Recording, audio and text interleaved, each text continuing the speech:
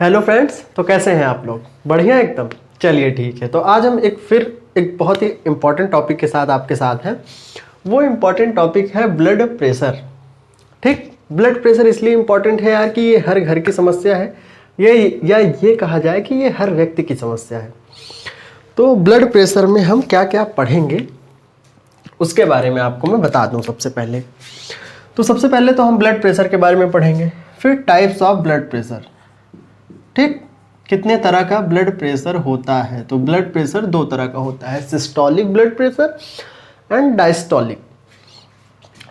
ठीक, फिर उसके बाद हम पढ़ेंगे पल्स प्रेशर के बारे में। पल्स प्रेशर क्या होता है? ठीक, फिर उसके बाद हम पढ़ेंगे हार्ट के बारे में कि हार्ट से कैसे ब्लड फ्लो होता है बॉडी तक। बहुत ज़्यादा नहीं, लेकिन थोड़ा बहुत इसके पॉइंट ऑफ व्यू से जितना ज़रूरी होगा उतना पढ़ेंगे। फिर उसके बाद मान लो हमने ब्लड प्रेशर पढ़ लिया, टाइप्स पढ़ लिया, पल्स प्रेशर पढ़ लिया, हार्ट से कैसे ब्लड जाता है ये सब पढ़ लिया। फिर उसके बाद जब बीपी घटती बढ़ती है तो हमको क्या क्या प्रिवेंशन अपनाने चाहिए, बचाव इससे कैसे हो सकता है, तो उसके बारे में पढ़ेंगे। तो ये आपकी मान लो वीडियो का रेफरेंस है कि इसके पॉइंट से आपकी वीडियो हो करके गुजरेगी। ठीक, तो सबसे पहले ब्लड प्रेशर के बारे में पढ़ेंगे। सबसे पहले पढ़ेंगे ब्लड क्या होता है, फिर प्रेशर के बारे में पढ़ेंगे, फिर दोनों को जोड़ेंगे तो फिर ब्लड प्रेशर समझ में आएगा। फिर टाइप्स ऑफ ब्लड प्रेशर क्या होता है, कितने सिस्टोलिक किसे कहते हैं, डायस्टोलिक किसे कहते हैं, उसको अच्छे से पढ़ेंगे। फिर उसके बाद पल्स प्रेशर पढ़ेंगे कि पल्स प्रेशर क्या होता है। उसके बाद हार्ट, फिर उसके बाद प्रिवेंशन। तो चलिए शुरू किया जाए।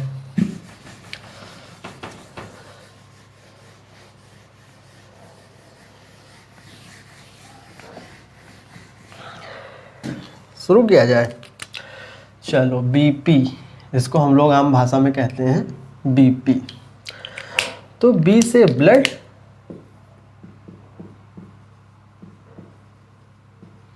और पी से प्रेशर। बीपी का फुल फॉर्म ब्लड प्रेशर। ठीक, तो बीपी के बारे में सबसे पहले ब्लड प्रेशर को डिस्कवर किसने किया था? तो डिस्कवर किया था कार्ल लैंड स्टीनर ने। ठीक, सबसे पहले ब्लड प्रेशर को किसी ने डिस्कवर किया तो उसका नाम था कार्ल लॉर्ड स्टीनर। ठीक, और सबसे पहले किसने ब्लड प्रेशर को चेक किया? ठीक, सबसे पहले ब्लड प्रेशर को किसने मेजर किया? तो उसका नाम था स्टीफन हेल्स। कितने में चेक किया था उसने? 1729 में। तो ये तो एक फैक्ट वाली बात हो गई, डेटा वाली, कि कौन सबसे पहले ब्लड प्रेशर को डिस्कवर किया। तो कार्ल लैंड स्टीनर ने किया था। किसने सबसे पहले चेक किया, मेजर किया? वो थे स्टीफन हेल्स साहब। ठीक, ये दो नाम है, इंपॉर्टेंट नहीं है लेकिन फिर भी पता होना चाहिए। ठीक है, अब हम आते हैं ब्लड प्रेशर पे।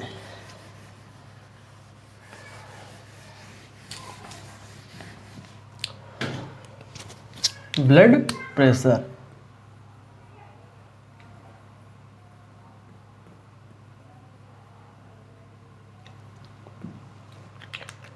पहले ब्लड के बारे में पढ़ेंगे, फिर प्रेशर के बारे में। तो ब्लड क्या होता है?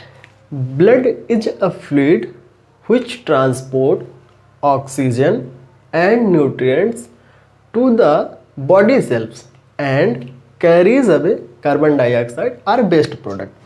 मतलब ब्लड एक ऐसा फ्लूइड होता है जो कि हार्ट के द्वारा पंप किया जाता है और पूरे बॉडी तक पहुंच करके, पूरे बॉडी में जा करके ऑक्सीजन एंड न्यूट्रिएंट्स पहुंचाता है और जो वेस्ट प्रोडक्ट होते हैं उनको बाहर कर देता है बॉडी से। ठीक, तो ब्लड क्या है? कुछ भी नहीं, एक फ्लूइड है जो क्या करता है, पूरे बॉडी में ऑक्सीजन एंड न्यूट्रिशन पहुंचाता है। ठीक, न्यूट्रिएंट्स। प्रेशर की डेफिनेशन, प्रेशर आप फिजिक्स में पढ़ते होंगे, P = F/A। ठीक, प्रेशर को डिफाइन किया जाता है force acting upon a per unit area. Force acting upon per unit area. मान लो ये मेरी उंगली है, ये एरिया है। अब इस पे मैं प्रेशर लगाऊंगा, और जो मैं प्रेशर लगाऊंगा मतलब इस पे मैं फोर्स लगाऊंगा ऐसे, तो ये प्रेशर एक्सर्ट होगा, मेरे ऊपर दबाव महसूस होगा, अरे टूट जाएगा उंगली ज़्यादा लगा दूंगा तो मैं क्या कर रहा हूँ, इस एरिया पे मैं क्या कर रहा हूँ, फोर्स लगा रहा हूँ। फोर्स जब लगाऊंगा तो इस पर प्रेशर एक्सर्ट होगा। तो प्रेशर की डिफिनेशन होती है force acting upon a per unit area. तो मान लो हमारी वेन्स हैं या आर्टरीज हैं, वो उनकी कुछ ना कुछ एरिया होंगी। अब उस एरिया के थ्रू ब्लड को जाना है, तो ब्लड को कौन प्रेशर दे रहा है, हार्ट पंप कर रहा है। तो हार्ट प्रेशर क्रिएट कर रहा है, हार्ट प्रेशर क्रिएट कर रहा है, और ब्लड उसके थ्रू एरिया के थ्रू जा रहा है। तो अब एरिया के थ्रू जाएगा तो प्रेशर लगेगा, इसीलिए इस पूरे चीज़ को कहा गया ब्लड प्रेशर। ठीक, तो ब्लड के ऊपर एक प्रेशर लग रहा है जो कि हार्ट लगा रहा है, पंप कर रहा है, और वो किसी एरिया के थ्रू जा रहा है, इसलिए ब्लड प्रेशर जनरेट हो रहा है। ठीक, इतनी बात समझ में आ गई। चलो, अब मैंने कहा कि कितने दो तरह के ब्लड प्रेशर होते हैं। पहला सिस्टोलिक प्रेशर, ठीक, दूसरा डायस्टोलिक।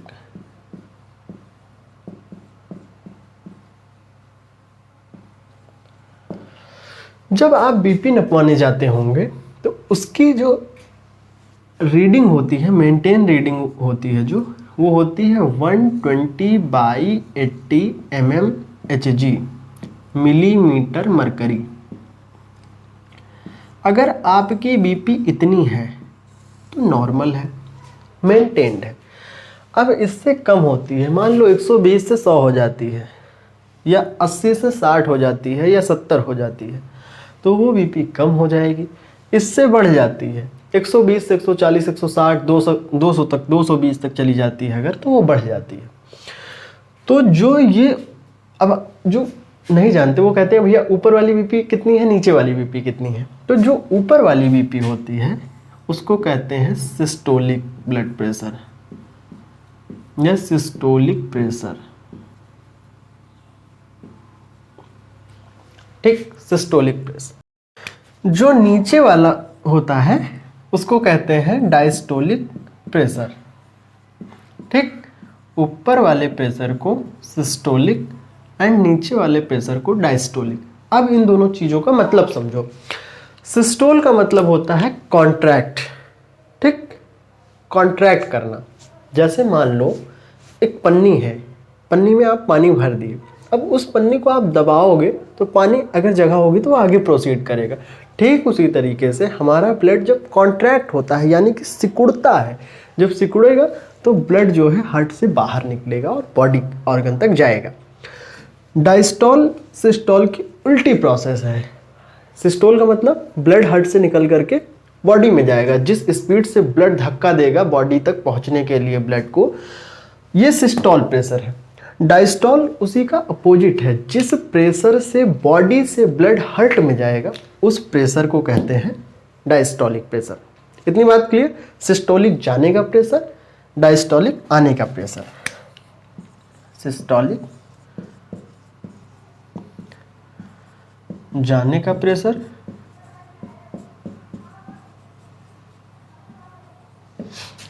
और डायस्टोलिक आने का प्रेशर। जब बॉडी से लौट करके ब्लड आएगा हार्ट में जिस प्रेशर से, उस प्रेशर को डायस्टोलिक कहते हैं।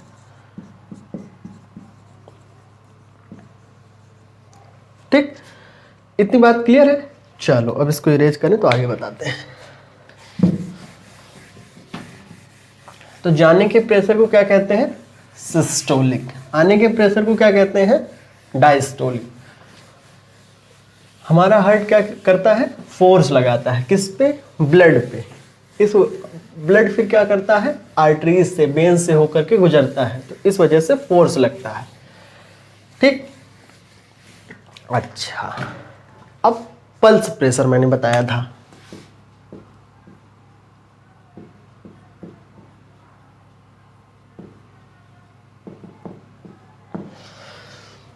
पल्स प्रेशर क्या होता है? Pulse pressure is nothing, it's the difference between systolic and diastolic pressure. Systolic और डायस्टोलिक प्रेशर के बीच का जो डिफरेंस होता है वही होता है पल्स प्रेशर। हमारा सिस्टोलिक प्रेशर कितना होता है? 120। डायस्टोलिक कितना होता है? 80 mmHg। अब पल्स प्रेशर क्या होता है? इन दोनों का डिफरेंस। तो 120 में से अगर आप 80 को घटा दोगे तो आ जाएगा 40। ठीक, तो ये 40 हमारा क्या है? पल्स प्रेशर है। ठीक, तो the difference between systolic and diastolic pressure is known as pulse pressure. ठीक है, क्लियर? चलिए ठीक है, अब उसके बाद हम चलते हैं हार्ट पे। कैसे हमारा ब्लड हार्ट से फ्लो होता है बॉडी ऑर्गन तक। ठीक,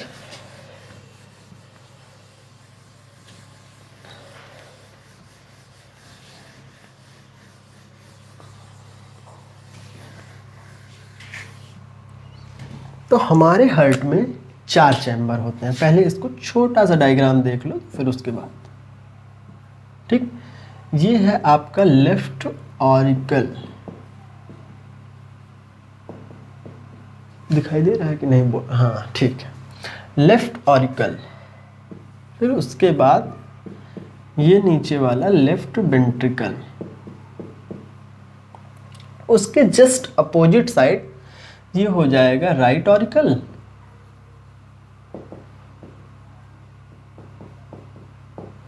और ये हो जाएगा आपका राइट वेंट्रिकल।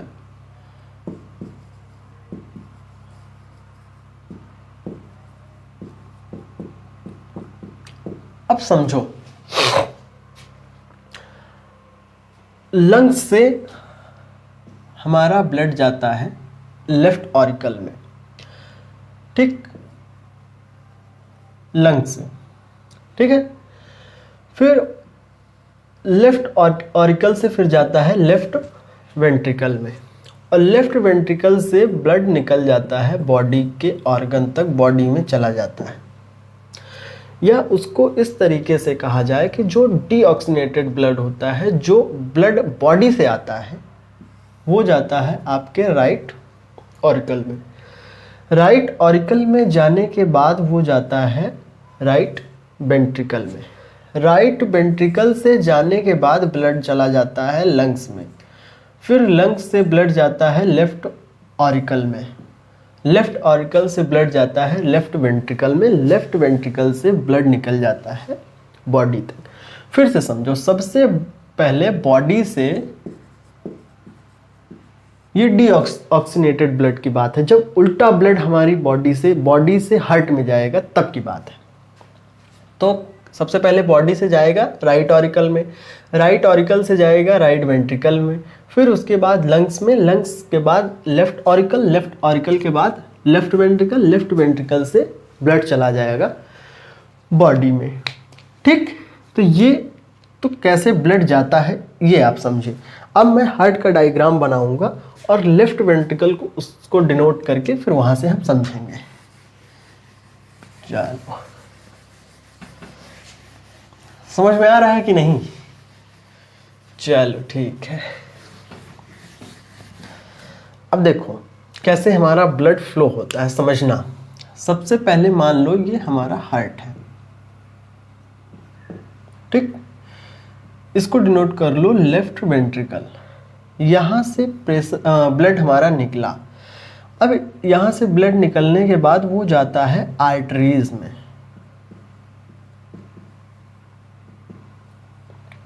ठीक, आर्टरीज से ब्लड निकलने के बाद वो जाता है आर्ट्रियोल्स में।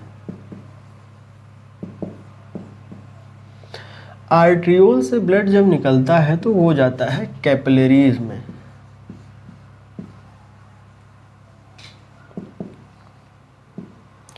कैपिलरीज से जब ब्लड निकलता है तो वो आपका जाता है वेन्यूल्स में।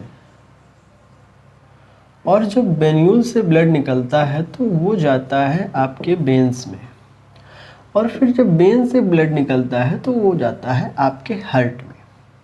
ठीक, पहले इतना मोटा माटी समझो, कोई तनाव मत लेना, नहीं समझ में आएगा तो जब हम हार्ट पढ़ाएंगे तो उसमें और अच्छे से क्लियर हो जाएगा। लेकिन ब्लड प्रेशर पढ़ा रहे थे तो इसलिए इसको समझा देंगे तो थोड़ा और क्लियरेंस आ जाएगी कि अच्छा इस तरीके से अंदर मैकेनिज्म होता होगा, तो इस वजह से हमारी बीपी घटती बढ़ती है।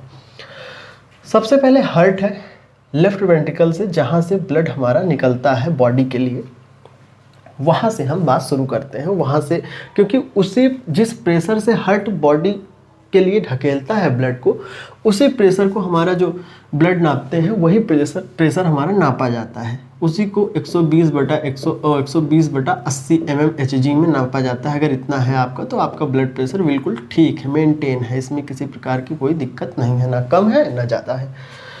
तो हार्ट से सबसे पहले ब्लड निकला। अब ये क्या है, ये आर्टरीज मतलब होता है वेसल्स, वेसल का मतलब होता है पात्र, कंटेनर, जिसके थ्रू ब्लड आपका जाएगा। तो आर्टरीज में गया, आर्टरीज के बाद आर्ट्रियोल्स में गया, आर्ट्रियोल्स के बाद कैपिलरीज, कैपिलरीज से ब्लड बॉडी ऑर्गन में जाता है। फिर उसके बाद वेन्यूल्स में गया, वेन्यूल्स से वेन्स में गया। अब होता क्या है समझना यहाँ से, अब जैसे जैसे यहाँ से ब्लड नीचे को आएगा वैसे वैसे कुछ इसका रेजिस्टेंस भी होगा। जैसे मान लो, एक इसको समझो कहानी से, जैसे मान लो हमारा हार्ट जो है ना वो एक इंजन है, पंपिंग सेट, ठीक, वो चल रहा है, और हमारी बॉडी पूरा खेत है, ठीक, और जो ये नसें हैं, आर्टरीज हैं, वेन्स हैं, ये पाइप का काम कर रही हैं। तो यहाँ से हमारा हार्ट पंप कर रहा है और जो है वेन्स के थ्रू यानी कि पाइप के थ्रू पूरे बॉडी में ब्लड जा रहा है। पूरी बॉडी हमारी क्या है, खेत है, तो पूरे खेत में ब्लड फ्लो हो रहा है। जैसे इंजन से पानी जाता है वैसे हमारी बॉडी में खून जाता है।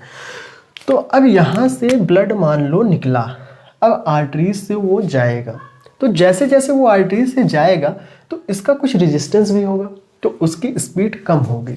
उसको फिर इंजन से समझो, जितनी स्पीड से इंजन से पानी निकलता है क्या उतनी स्पीड से खेत में भी पहुँचता, उतनी स्पीड नहीं रहती है। पाइप का कुछ रेजिस्टेंस होता है, उसकी स्पीड कम हो जाती है अगर आप नापेंगे। तो अब यहाँ से निकला तो उसकी स्पीड थी 120/80 mmHg, या उसका प्रेशर था। आर्ट्रियोल्स आर्टरीज के आसपास आता है तो उसका हो जाता है 60 mmHg।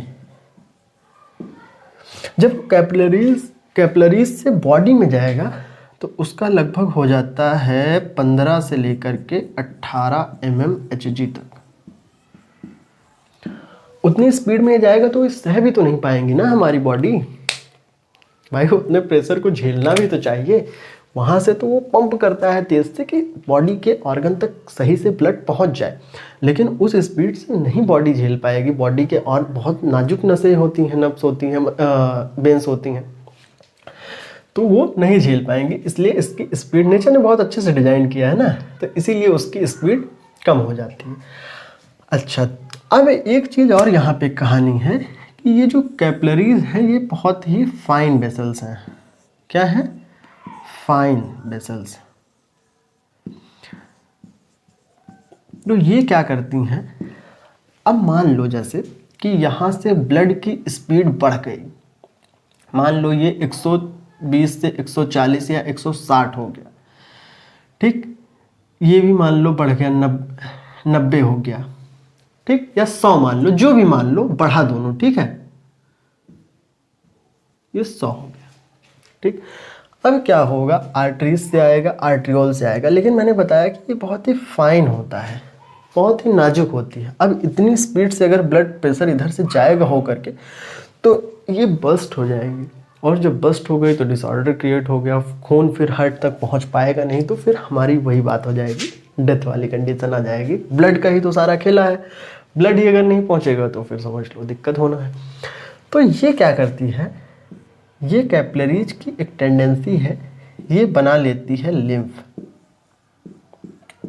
ठीक। अब आप कहेंगे कि लिम्फ क्या है? लिम्फ कुछ भी नहीं है, जैसे कैपिलरीज से ब्लड जा रहा है, अब ब्लड से क्या होता है कि कुछ फ्लूइड पार्ट ब्लड से अलग हो जाता है, वो उसी फ्लूइड पार्ट को जो थोड़ा सा अलग हो जाता है उसको हम कहते हैं लिम्फ, और बाकी जो बचा हुआ पार्ट है वो वेन्यूल्स और वेन्स के थ्रू हार्ट में पहुंच जाता है। तो वो जो थोड़ा सा निकला हुआ पार्ट है, फ्लूइड पार्ट जो है निकल जाता है, वो किस में जा कर के कलेक्ट होता है? लिम्फ वेसल में, लिम्फ वेसल में। अब ये लिम्फ वेसल फिर लिम्फ को यहाँ पे जा कर के वेंस में मिला देती हैं। तो देखो आप, हार्ट से जितना ब्लड निकला उतना ही ब्लड हार्ट में फिर पहुँचा, लेकिन यहाँ से वो कैपिलरीज ना सह पाने की वजह से, इतना हाई प्रेशर ना सह पाने की वजह से लिम्फ जनरेट करती हैं। लिम्फ क्या होता है? लिम्फ कुछ भी नहीं होता है, उसी खून का कुछ फ्लूइड पार्ट अलग हो जाता है, वो लिम्फ कहलाता है। वो लिम्फ जो है लिम्फ वेसल्स में जाता है और वो लिम्फ वेसल्स वेंस में जा कर के उसको मिला देती हैं। इस सिस्टम को कहते हैं लिम्फेटिक सिस्टम। जैसे कोई भी काम होता है सिस्टम से तो उसको कहते हैं सिस्टमेटिक वे में हो रहा है, वैसे लिम्फ से जो प्रोसेस हो रही है उसको कहते हैं लिम्फेटिक सिस्टम।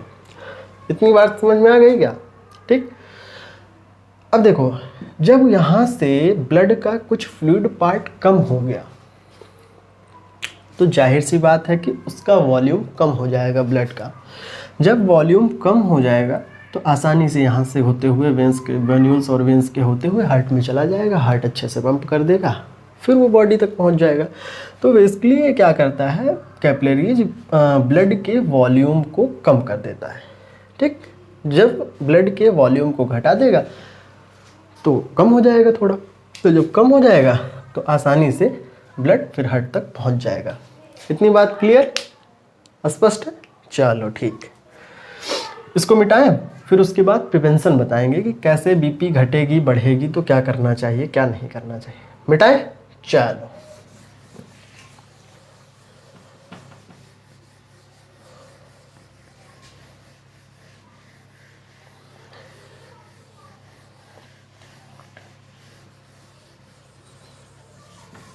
तो देखो, नॉर्मल ब्लड प्रेशर जो होता है,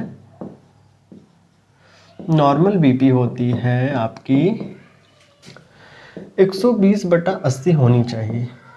ठीक, mmHg। ऊपर वाला जो प्रेशर है वो सिस्टोलिक होता है, सिस्टोलिक प्रेशर।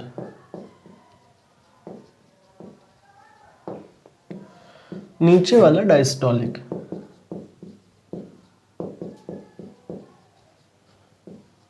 ठीक, देखो 120/80 है। ठीक, ये सिस्टोलिक प्रेशर मान लो बढ़ता है, बढ़ करके हो जाता है 140/90। एक तो ये केस हो सकता है कि आपका ऊपर वाला प्रेशर बढ़े और नीचे वाला ना बढ़े, या बढ़े तो बहुत थोड़ा बढ़े। दूसरा केस ये हो सकता है कि आपका जो डायस्टोलिक वाला प्रेशर है वो बढ़ जाए, 80 से मान लो 100 हो जाए। तो इस केस में क्या होता है, पल्स प्रेशर की यही आवश्यकता है यहाँ पे कि क्या करता है, जब नीचे वाला जब डायस्टोलिक प्रेशर बढ़ जाता है ना, तो ये पल्स प्रेशर को मेंटेन करने के लिए ऊपर वाले प्रेशर को भी बढ़ा देता है, क्योंकि इन दोनों का डिफरेंस जो पल्स प्रेशर होता है वो 40 होता है। अब ये ऊपर वाला नहीं बढ़ा रहेगा तो नीचे वाले के बढ़ने के चलते ये ऊपर वाले को भी बढ़ा देगा, तो ये ऑटोमेटिकली 120 से ये 140 हो जाएगा। बात समझ रहे हैं? सिस्टोलिक बढ़ने पे हो सकता है कि डायस्टोलिक वाला प्रेशर ना बढ़े, हो सकता है कि जाने वाले प्रेशर से तेज से निकले, लेकिन वापसी वाले प्रेशर में जब ब्लड लौट रहा हो तो उतना तेज ना उसमें प्रेशर जनरेट हो। लेकिन जब वापसी में लौटते समय प्रेशर खूब तेज है तो जाने वाला भी प्रेशर ऑटोमेटिकली बढ़ जाएगा। अगर डायस्टोलिक बढ़ा तो वो सिस्टोलिक को भी बढ़ा देगा। तो अब इसमें से क्वेश्चन आपसे ये पूछा जा सकता है कि सिस्टोलिक प्रेशर के बढ़ने से ज़्यादा खतरनाक है कि डायस्टोलिक के बढ़ने से? तो डायस्टोलिक के बढ़ने से ज़्यादा खतरा है, क्योंकि डायस्टोलिक जब बढ़ता है तो वो सिस्टोलिक को भी बढ़ा देता है। तो इस केस में ज़्यादा प्रेशर जनरेट होगा कंपैरिजन टू इस केस से। इसमें केवल सिस्टोलिक बढ़ रहा है, डायस्टोलिक उतना नहीं बढ़ रहा है, लेकिन इसमें डायस्टोलिक भी बढ़ रहा है, सिस्टोलिक भी बढ़ रहा है। किसके बढ़ने के चलते? नीचे वाले प्रेशर के बढ़ने के चलते, डायस्टोलिक के बढ़ने के चलते। तो इसलिए डायस्टोलिक प्रेशर जब बढ़ता है तो वो सिस्टोलिक प्रेशर के कंपैरिजन में ज़्यादा खतरनाक होता है। बात समझ में आई क्या? चलो ठीक है। मतलब अगर नीचे वाला प्रेशर आपका बढ़ गया है तो डेफिनेटली ऊपर वाले प्रेशर को वो अपने आप बढ़ा देगा। ऊपर वाला प्रेशर आपका बढ़ा है तो ज़रूरी नहीं कि नीचे वाला प्रेशर भी बढ़े। ठीक, तो सिस्टोलिक बढ़ेगा तो ज़रूरी नहीं कि डायस्टोलिक बढ़े, लेकिन जब डायस्टोलिक बढ़ जाएगा तो सिस्टोलिक ऑटोमेटिकली बढ़ जाएगा। इतनी बात क्लियर? चलो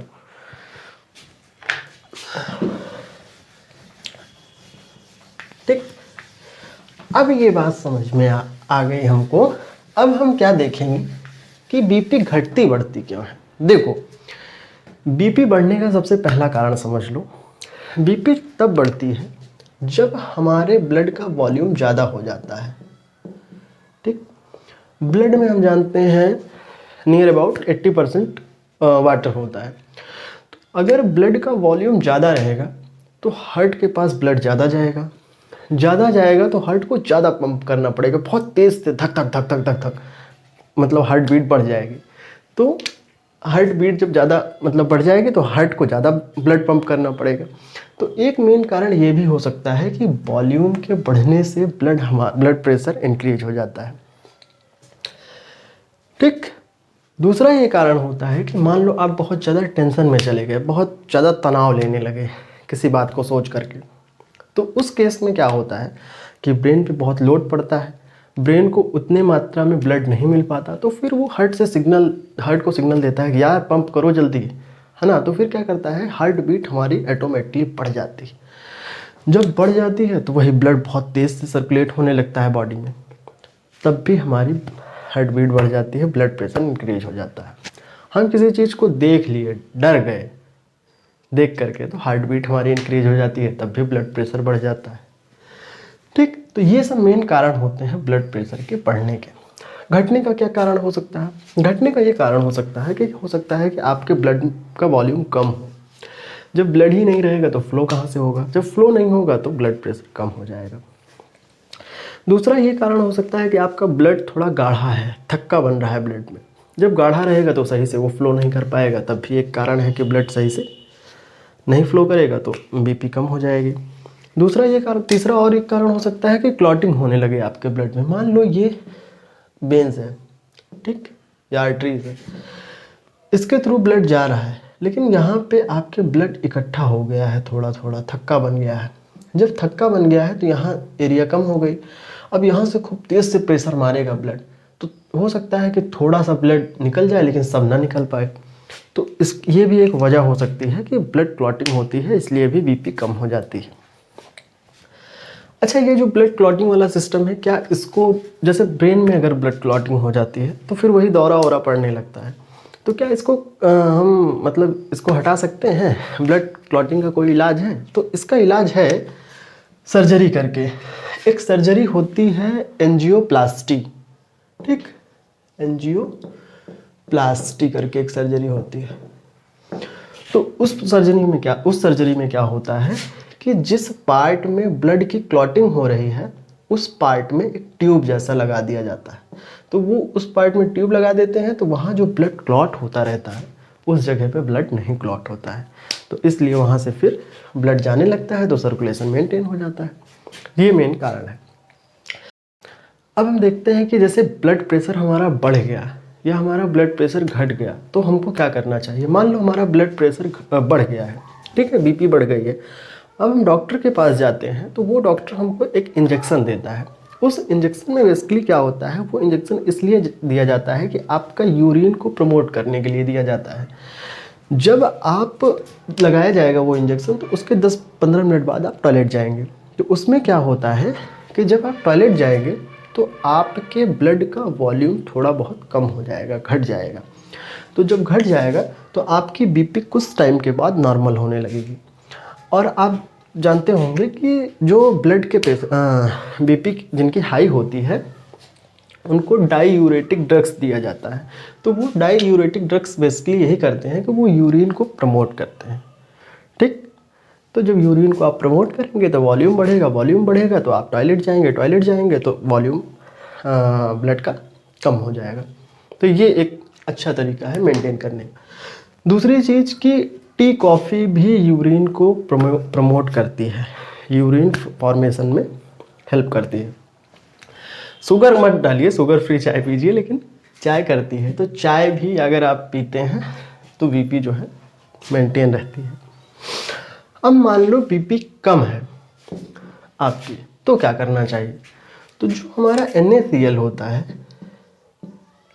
नमक, वो ब्लड के वॉल्यूम को बढ़ाता है। इसीलिए कहते हैं कि जिनकी बीपी कम हो वो थोड़ा नमक को ज़्यादा खाएं, जिनकी बीपी ज़्यादा है वो नमक को कम खाएं। नमक खाने से ब्लड के वॉल्यूम में बढ़ोतरी होती है, ब्लड बढ़ जाता है। तो इसीलिए जो बीपी जिसकी ज़्यादा है वो नमक वगैरह कम खाएं, तली चीज़ वगैरह कम खाएं। जिनकी बीपी कम है वो नमक वगैरह ज़्यादा खाएं, जिससे कि उनका वॉल्यूम बढ़ जाएगा और उनको हेल्प होगी ब्लड सर्कुलेशन में। ठीक, अच्छे फ्रूट खाएं, हेल्दी फ्रूट खाएं, ये सब चीज़ खाएं तो आपकी बीपी मेंटेन रहेगी। तो ये आपको कहानी समझ में आ गई होगी कि बीपी क्यों घटती बढ़ती है, बीपी घटने बढ़ने के क्या कॉज होते हैं और कैसे उससे निपटा जाए, कैसे उसको मेंटेन किया जाए। तो आपको बीपी समझ में आ गई होगी। पढ़ाई करते रहें। All the very best.